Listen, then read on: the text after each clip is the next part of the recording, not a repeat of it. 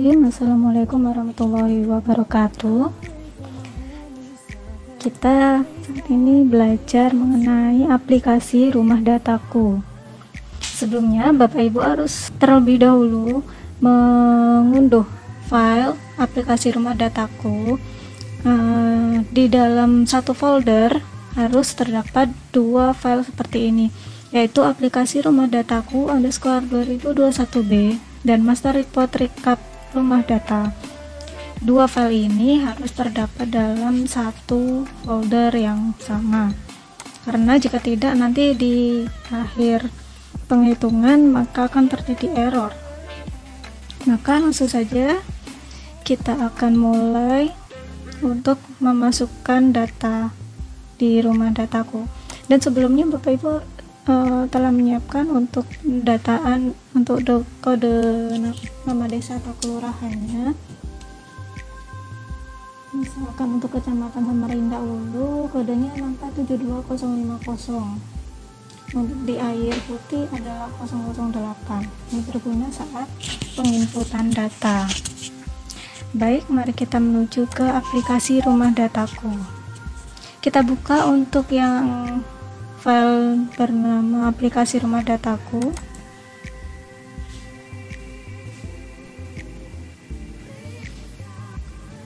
Maka setelah dibuka akan muncul seperti ini. Kita klik yang login. Nah, bagaimana jika terjadi compile error pada saat membuka aplikasi Rumah Dataku? Jika terjadi compile error, maka yang dilakukan adalah diklik OK pada komen compile errornya, kemudian klik tombol reset, kemudian klik menu tools yang ada di atas ini, kemudian cari yang menu preferences dan lepaskan atau uncheck pada modul missing Microsoft Command Controls-nya. Jika sudah di-uncheck, maka klik close dan selanjutnya di save. Adapun tampilan awal dari aplikasi ini muncul pada menu login yang harus diisikan, yaitu nama, password, dan tahun. Untuk nama dan password silakan diisikan dengan admin, sedangkan tahun diisikan tahun data input. Jika ingin menginput data antar tahun, maka data untuk tahun yang sudah diinput sebaiknya disimpan secara terpisah, diisi dahulu, misalkan 2021 diisikan secara terpisah, kemudian data pada tahun selanjutnya, kemudian data pada aplikasi harus dihapus terlebih dahulu untuk selanjutnya dapat diisikan untuk tahun yang akan diinput, misalkan tahun 2022 untuk selanjutnya. Saat ini kita latihan menggunakan tahun 2021. Kemudian klik login, klik OK. Adapun langkah-langkah dalam melakukan input data, yang pertama kita klik yang menu sebelah paling kiri berwarna hijau, yaitu input data keluarga. Kita masukkan pilihan jawaban sesuai dengan isian yang ada pada kuesioner. Ini kita inputkan data permisalan saja, misalkan data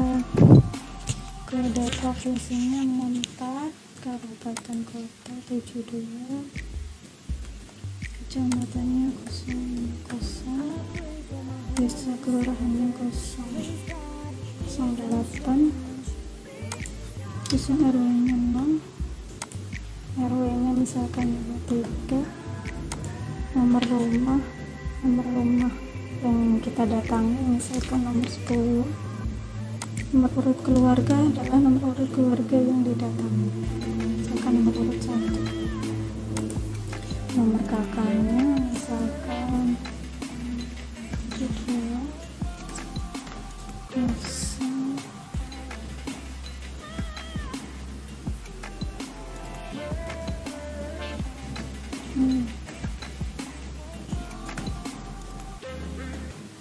2, Kemudian kita isikan nomor NIK-nya untuk kepala keluarga, misalkan 20.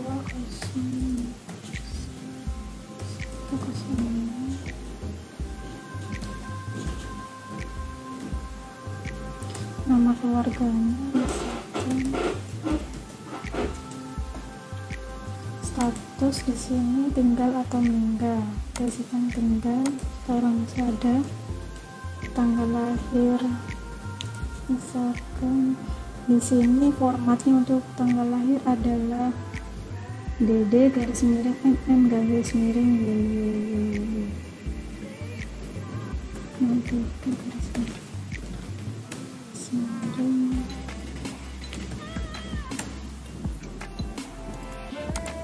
Nomor akan otomatis terisi. Untuk akta lahir kita isikan punya. HIA dia otomatis enable karena usianya lebih dari 17. KTP nya kita isikan punya. Kemudian anggota keluarga yang kedua silakan diisikan.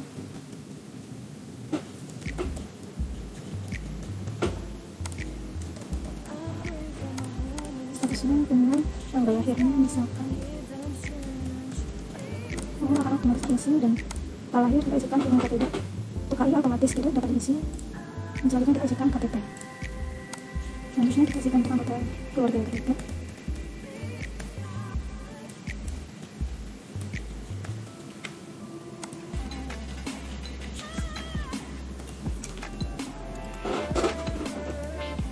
Statusnya tinggal, tanggal lahirnya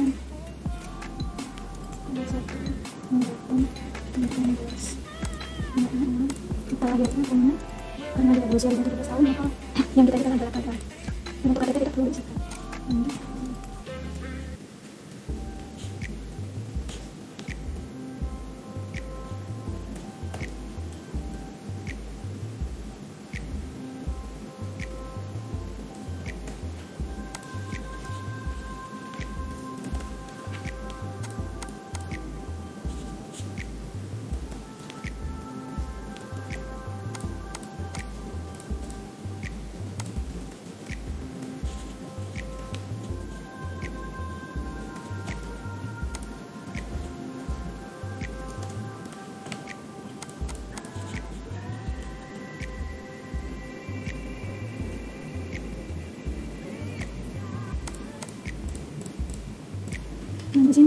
Nah di sini 5 anggota keluarga sudah diisikan, maka otomatis di kolom tegasan terdapat jumlah jiwa yang telah terisi adalah 5.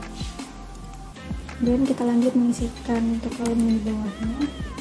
Hubungan dengan kakak yang pertama adalah kepala keluarga, yang kedua adalah istri dan anak-anaknya, untuk kolom itu. Kemudian jenis kelamin diisikan.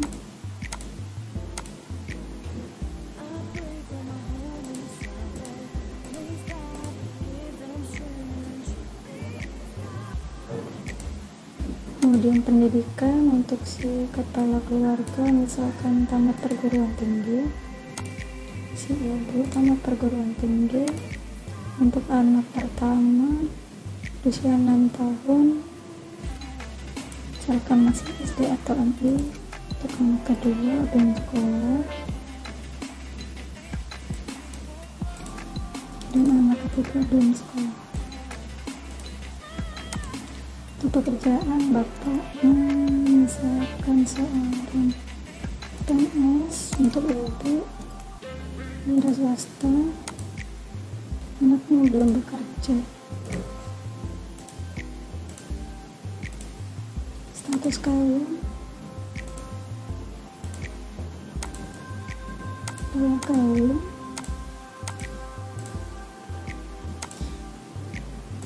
Untuk anaknya belum kawin. Kemudian akta nikah diisikan punya atau tidak sesuai data yang ada. Lalu data cakupan kuesioner data keluarga pesertaan JKR, pilihannya adalah seperti ini.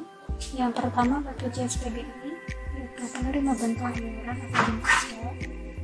BPJS PBI ini adalah asuransi BPJS yang dimiliki oleh anggota rumah keluarga yang iurannya dibayarkan oleh pemerintah. yang ditujukan untuk kepala keluarga yang tidak mampu, termasuk SKPN dan jam kesda adalah jaminan kesehatan yang diberikan oleh pemerintah daerah kepada masyarakat di wilayahnya. Kemudian untuk BPJS dan PBI adalah asuransi BPJS yang dimiliki oleh anggota keluarga yang iurannya membayar sendiri, termasuk dalam hal ini pekerja penerima upah itu PNS dan itu yang sebenarnya dikenal sebagai Askas, maupun perusahaan yang telah bekerja sama dengan BPJS yang sebelumnya dikenal dengan bank swasta. Kemudian ketiga adalah BPJS Ketenagakerjaan. Yang keempat, dana BPJS atau swasta, yaitu asuransi di luar BPJS yang pengelolaannya dilakukan oleh swasta, seperti asuransi Prudential Manufacturer dengan Sinar Nasional.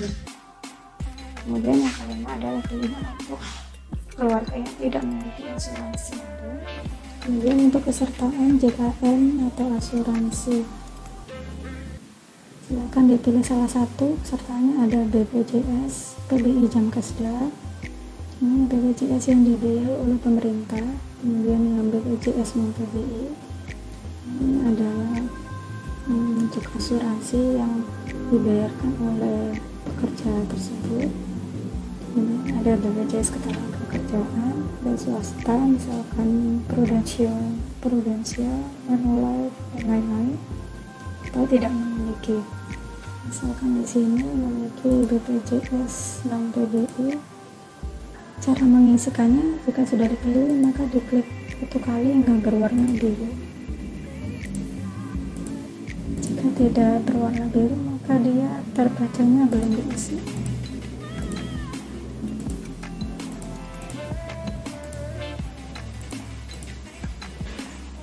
Kemudian untuk bantuan dipilih salah satu.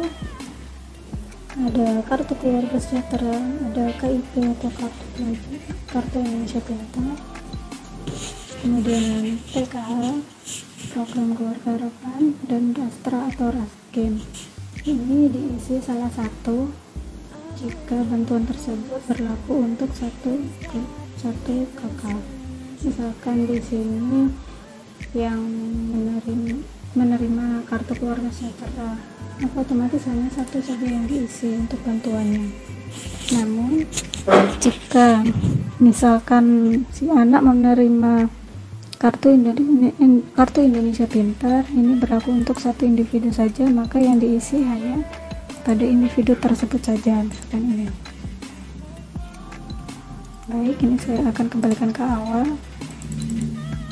Misalkan keluarga ini tidak menerima bantuan apapun, maka tidak perlu diisi atau tidak perlu diblok berwarna biru. Kemudian untuk imunisasi Baduta, ini hanya diisikan untuk anggota keluarga yang berusia di bawah 2 tahun. Nah, misalkan ini ada keluarga yang di bawah 2 tahun, hanya yang anak ketiga. Misalkan sudah diimunisasi hepatitis B, juga BCG, juga polio, juga DPT, juga campak, maka di bold biru semua. Jika belum semua maka tidak usah di bold biru semua. Kemudian kita perhatikan untuk box ringkasan, maka isinya sudah berubah. Untuk jumlah jiwa sudah ada isinya 5. Untuk jumlah laki-laki sudah ada, yaitu 2 orang laki-laki dan 3 orang perempuan. Jumlah pusnya di sini belum terrekap karena kita belum isi yang paling bawah. Sekarang kita lanjut ke pengisian yang paling bawah. Apakah ibu saat ini sedang hamil? Maka kita isikan di sini sesuai data yang ada. Misalkan si ibu sedang hamil, maka diisi ini ya. Jika di sini diisi ya, maka di ringkasan ini akan otomatis terekap bukan peserta KB karena si istri sedang hamil. Jika kita coba diisikan ibunya tidak hamil, diisikan tidak, maka di sini akan kembali menjadi 0 isinya, bukan peserta KB. kita lanjut. Misalkan ibunya sedang hamil, usia kehamilannya diisikan di dalam satuan minggu. Misalkan hamilnya dalam usia 20 minggu. Kemudian apakah saat ini sedang menggunakan alat membaca RKB? Otomatis tidak bisa diisi karena sang ibu sedang hamil. Kemudian cara KB apa yang saat ini sedang digunakan? Otomatis tidak bisa diisi karena sedang hamil. Kemudian selama 6 bulan terakhir, apakah ada anggota keluarga yang meninggal dunia?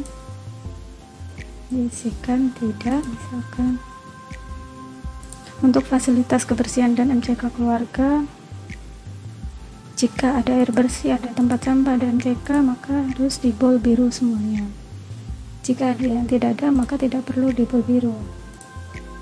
Misalkan tidak ada MCK, maka yang diisi bol biru hanya air bersih dan tempat sampah. Misalkan ini kita isi semua ya. Kemudian kita klik simpan. Data berhasil disimpan seperti ini. Kita klik OK. Kemudian kita keluar.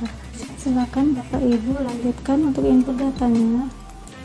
Untuk keluarga yang selanjutnya, misalkan sudah saya isikan, kemudian klik simpan kembali dan isikan sebanyak-banyaknya, baru kita lanjut ke step selanjutnya. Beberapa data telah kita inputkan, dan untuk melihatnya apakah sudah terrecord di aplikasi, maka kita bisa klik di sheet DB di sini. Tadi saya telah menginputkan sebanyak 9 data anggota keluarga, sehingga sudah ada 9 di sini. Selanjutnya kita kembali ke menu. Langsung kita menuju ke buku data di menu yang berwarna merah. Kita klik buku data, maka sistem akan melakukan penghitungan secara otomatis dan akan memakan waktu beberapa saat untuk melakukannya. Jadi dia sedikit agak ada loading.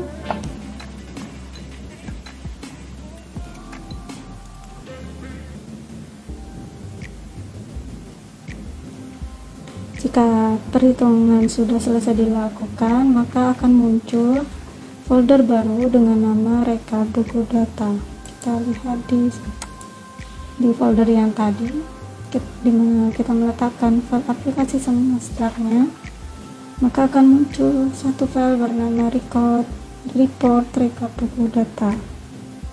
Tempat keluarnya hasil report ini sama persis di mana Bapak Ibu menyimpan file aplikasi dan master buku data. Pada saat dibuka, maka akan muncul tampilannya seperti ini.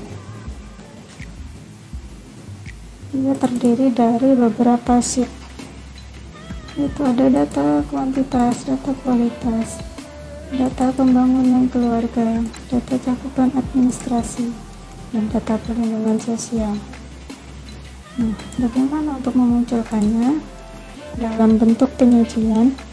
Maka kita lihat kembali ke menu, kita klik pada menu dashboard yang berwarna ungu. Kegunaan dari menu ini adalah untuk visualisasi data dari hasil yang sudah diolah pada buku data. Tampilan tersebut berupa grafik dan gambar untuk masing-masing jenis data yang telah kita kumpulkan. Adapun tampilan seperti ini, jadi saya menginput data sejumlah 9, maka terrecord di sini total penduduk sejumlah 9 dengan jumlah kakak sebanyak 3, dan otomatis ada grafik dan gambarnya seperti ini.